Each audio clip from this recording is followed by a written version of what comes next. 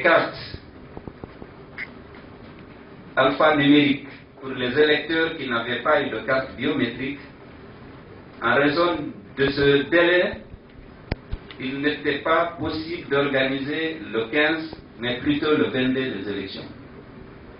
Et en ce qui concerne l'UFDG, nous avions marqué notre accord, dès lors que la CENI estimait que pour lui permettre de corriger correctement cette faiblesse, il lui fallait encore 2 semaines. Voilà les informations qu'on a par rapport à cette question qui, je sais, préoccupe aussi bien les partis politiques que la presse nationale et internationale, parce qu'aujourd'hui, on ne peut pas parler de la politique de la transition des élections du deuxième tour sans parler des questions suscitées par la fixation de cette date. Nous pensons que les autorités compétentes vont prendre la décision et annoncer au peuple de Guinée que les élections vont se tenir dans ce délai, au plus tard le 22 août, puisque la CENI affirme qu'elle sera à même d'organiser des élections transparentes et crédibles.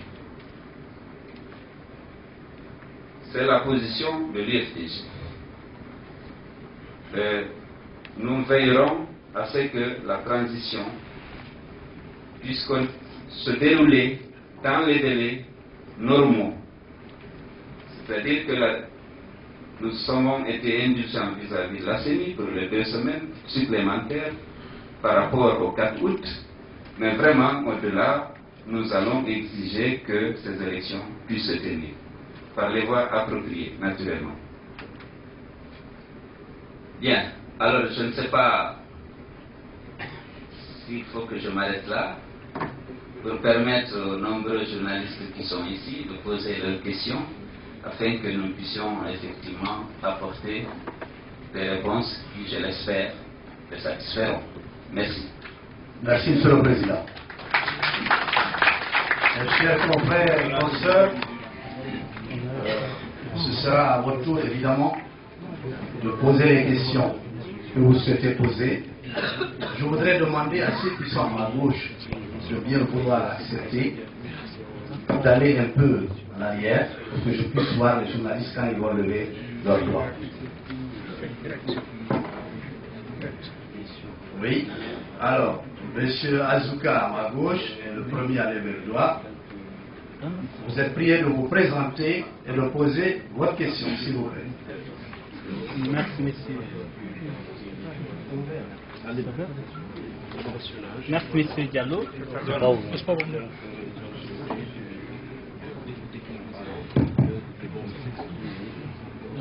Merci, monsieur le président de l'UFDG. Je m'appelle Azokaba. Je suis journaliste administrateur du site guinédirect.com, en même temps reporter pour le groupe de presse et de communication des diplomates Savary FM. J'ai 3 petites questions. La première concerne ces commerçants qui tournent autour de vous. Beaucoup de personnes pensent qu'une fois que vous serez élu, peut-être que vous serez otage de ces commerçants. Qu'en dites-vous? Première question. La deuxième question, Monsieur le Président, vous venez de signer une alliance avec Monsieur Sidia Touré de l'UFR. Beaucoup de gens disent qu'il dit qu'il sera peut-être votre Premier ministre. Et là, on pense qu'il pourrait y avoir un certain bicéphalisme au sommet de l'État entre Sédou Dalein, président, et Sidia, Premier ministre. Qu'en dites-vous? Peut-être la dernière petite question. Il y a un probable face-à-face. Nous avons suivi récemment le face-à-face, disons, en radio entre votre directeur de campagne et la directrice de campagne du RPG.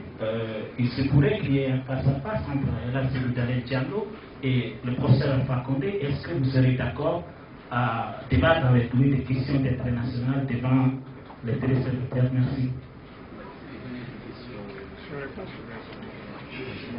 Oui, Monsieur le Président. Bien. Monsieur Azuka, merci. Il y a des commerçants qui tournent autour de moi.